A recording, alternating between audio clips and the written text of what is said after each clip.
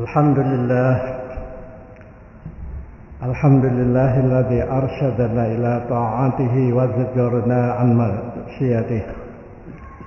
أشهد أن لا إله إلا الله إقرارا بوحدانيته وربوبيته، وأشهد أن محمدا رسول الله اعترافا بنبوته ورسالته. أرسله بشيرا ونذيرا وداعيا إلى الله بإذنه وسراجا منيرا. اللهم صل على سيدنا محمد أرسله الله لإرشاد العباد وعلى آله وصحبه المهتدين إلى سبيل الرشاد. أما بعد، فيا عباد الله اتقوا الله حق تقاته ولا تموتن إلا وأنتم مسلمون. فقال الله تعالى في القرآن الكريم: أعوذ بالله من الشيطان الرجيم، بسم الله الرحمن الرحيم. يا أيها الذين آمنوا اتقوا الله ولتنظر نفس ما قدمت لغد واتقوا الله إن الله خبير بما تعملون. ولا تكونوا كالذين نسوا الله فأنساهم أنفسهم أولئك هم الفاسقون. لا يستوي أصحاب النار وأصحاب الجنة، أصحاب الجنة هم الفائزون. صدق الله وصدق الرسول الكريم. Ma'asyiral muslimin rahimakumullah. Marilah kita panjatkan syukur kehadirat Allah Subhanahu wa taala. Sampai saat ini, detik ini, di ujung tahun 2020, Allah masih memberikan karunia kepada kita kesehatan, kesembuhan, dan kehidupan yang terhormat. Ini adalah kesyukuran yang wajib kita lakukan, karena hanya Allah lah yang bisa memberikan itu. Tidak mudah menjalani kehidupan ini. Kita harus berhati-hati menjalaninya. Rasulullah SAW mengingatkan kepada kita bahwa hidup di dunia bagi seorang muslim itu adalah bagaikan hidup di penjara. Sebagaimana sabda beliau dalam satu hadis riwayat Muslim dari Abu Hurairah, beliau bersabda, "Ad-dunya sijnul mu'mini wa jannatul kafir." Dunia itu adalah bagaikan penjara bagi orang mukmin dan surga bagi orang kafir. Ucapan ini mengingatkan kepada kita banyak rintangan yang harus dihadapi oleh seorang muslim. Ia harus berhati-hati dalam langkah dan berbuat, karena jika ia salah melakukannya, ia akan terjerat dalam dosa yang berakibat fatal bagi kehidupannya saat ini dan nanti di akhirat. Terbawa oleh kondisi ini, seorang muslim tidak bebas bergerak. Ia bagaikan berada di dalam penjara, karena ranjau maksiat dan dosa ada di mana-mana. Mabuk-mabukan, judi, perselingkuhan adalah maksiat. Berfoya-foya untuk memperturutkan hawa nafsunya adalah maksiat. Bergunjing dan beraktivitas sosial yang tidak berdasarkan adalah maksiat. Mencari rezeki dengan cara sembarangan juga maksiat.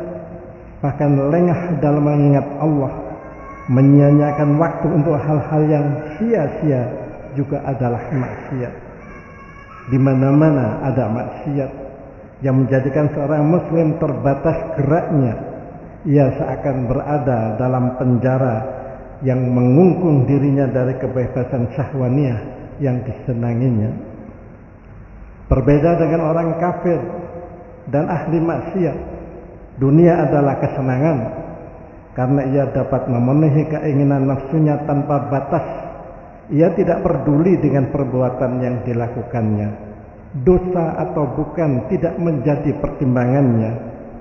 Yang ada adalah kebebasan untuk memenuhi kesenangan hawa nafsunya. Ia bebas melakukan apa saja yang dimaui tanpa peduli dengan risiko yang akan dihadapi. Hidup adalah kesenangan yang harus dinikmati. Dunia adalah surga, mati adalah urusan nanti. Mereka tidak percaya kepada hari akhirat. Mereka menertawakan orang-orang yang menyampaikan pesan-pesan kebaikan dan pesan-pesan agama dengan polah dan angkuh serta sombong. Dia mengatakan, saya akan pesan neraka, akan pesan kamar di neraka nanti. Alam akhirat, dunia sudah mati, itu adalah fiksi, karangan dan ramalan yang orang belum pernah, yang mengatakan itu belum pernah melakukannya.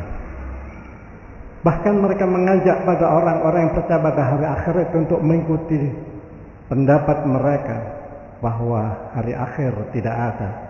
Akhirat, surga dan neraka adalah karangan belaka. Allah mengingatkan hal ini dalam surat Al-Ankabut ayat 12 dan 13. Wa qala alladziina kafaru lil ladziina aamanu ittabi'u sabilana wal nahmil khotoyakum wa ma bihamilina min khotoyahum min syai'in innahum lakadzibun wa la yahmiluna athqalahum athqala ma'asqalihim wa la yas'aluna yaumal qiyamati amma kanu yaftarun. Orang-orang yang kafir berkata pada orang-orang yang beriman, ikutilah jalan kami dan aku akan tanggung dosamu. Dan mereka tidak bisa menanggung dosa-dosa orang lain sedikit pun. Sungguh mereka itu orang-orang yang berdusta. Dan mereka akan menanggung dosa-dosa mereka dan dosa-dosa orang yang diajak untuk mengikuti mereka. Dan mereka akan diminta pertanggungjawabannya pada hari kiamat dari apa yang mereka dustakan. Ma'asyiral muslimin rahimakumullah. Itu pun mereka tidak percaya, sampai pun Allah mengingatkan, seandainya orang-orang yang mati dibangkitkan kembali untuk menceritakan apa yang mereka alami, mereka pun tidak percaya. Allah mengingatkan hal ini dalam surat Al-An'am ayat 111. Walau annana nazzalna ilaihimul malaikata wa kalamul mauta wa hasyarna 'alaihim kulla syai'in qubula ma kanu liyu'minu illa ayyasha Allah walakinna aktsarahum yajhalun. Kalau sekiranya kami turunkan malaikat pada mereka dan orang-orang yang telah mati berbicara dengan mereka dan kami kumpulkan pula segala sesuatu ke hadapan mereka, niscaya mereka tidak juga akan beriman kecuali jika Allah menghendaki, tetapi kebanyakan mereka tidak mengetahui. Sebagai seorang muslim mukmin yang percaya kepada hari akhirat, tentu kita akan berhati-hati menjalani kehidupan ini. Rasulullah sallallahu alaihi wasallam mengingatkan pada kita dalam satu hadis dari Abu Hurairah riwayat Muslim, qaribu wasaddidu wa'lamu annahu la yanju ahadun minkum bi'amalihi. Qalu wala anta ya Rasulullah? Qala wala ana illa ayyan taqammadin Allah bi rahmatin minhu wa fadlin. Rasulullah bersabda, mendekatlah kalian kepada Allah dan beristiqamahlah, dan ketahuilah bahwa seseorang di antaramu pasti tidak akan selamat dari neraka karena amal perbuatannya. Para sahabat bertanya, tidak juga engkau ya Rasulullah? Jawab beliau, tidak juga aku, kecuali Allah melimpahkan rahmat dan keutamaannya padaku. Sabda Rasulullah sallallahu alaihi wasallam mengingatkan kepada kita bahwa amal perbuatan kita belum menjamin kita selamat dari neraka. Yang perlu kita lakukan adalah untuk mencari rahmat dan ridha Allah. Hanya rahmat dan ridha Allah itulah yang dapat menyelamatkan kita dari siksa neraka. Oleh karenanya kita harus berhati-hati dan kita pun harus ingat kepada siksa neraka yang tidak akan habis-habisnya. Allah mengingatkan kita dalam surat An-Nisa ayat 56. Kullama nadijat juluduhum baddalnahum juludan ghairaha liyadzuqul azab. Innallaha kana azizan hakima.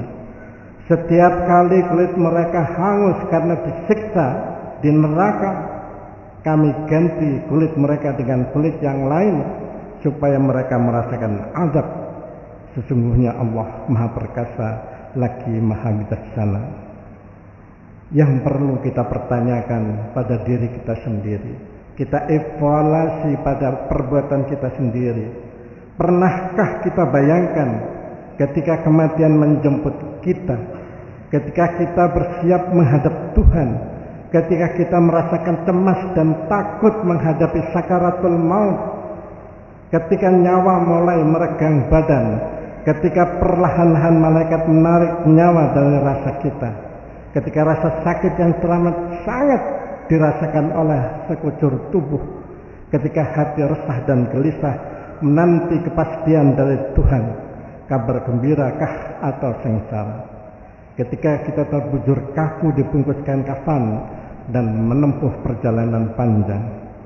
Pernahkah kita merenungkan nasib kita nanti ketika kita sedang ketakutan, api mendekati kita dengan kobaran yang dahsyat, hati kita merasakan panas api yang memuncak dan menyakitkan, lalu kita dilemparkan ke dalam api tersebut. Seluruh tubuh kita membengkak, hangus terbakar, lalu diganti dengan kulit yang lain. Pernahkah kita pikirkan dengan jernih nasib kita nanti di akhirat? Bagaimana kita nanti di akhirat ketika batu dan diri kita menjadi bahan bakar api neraka dan dijaga oleh malaikat-malaikat yang keras, kasar dan kejam, seperti firman Allah dalam surat At-Tahrim ayat 6. Ya ayyuhalladzina amanu qu anfusakum ahlikum nara waquduhan nas wal hijarah 'alaiha malaikatun ghiladun shidadun la ya'suna Allah ma amarahum wa yaf'alun ma yu'marun. Untuk itulah Hasan Al-Basri mengingatkan kepada seorang pemuda yang sedang bersenang-senang. Katanya, "Anakku, sudahkah engkau seberangi Shiratal Mustaqim?" Si anak muda menjawab, "Belum."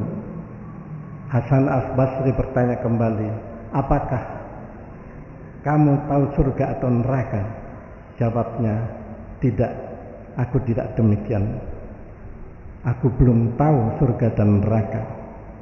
Hasan Al-Basri kemudian mengingatkan, "Kalau demikian, untuk apa kamu bersenang-senang?